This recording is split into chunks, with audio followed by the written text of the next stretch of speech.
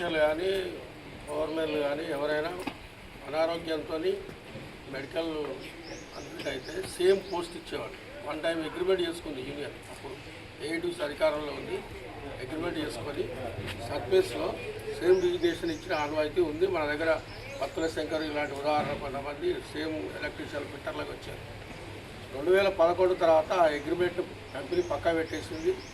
ఆ యూనియన్లు కూడా అడగలేదు, అది అట్లే పోయింది. మళ్ళీ ఇప్పుడు ఏఐటీసీ గెలిచిన తర్వాత మళ్ళీ ఈ ప్రాబ్లం రేజ్ చేసి ఎవరైతే అండర్ గ్రౌండ్లో అనారోగ్యంతో అడ్మిట్ అయ్యారో టెక్నీషియన్ కానీ ఓవర్మెన్ కానీ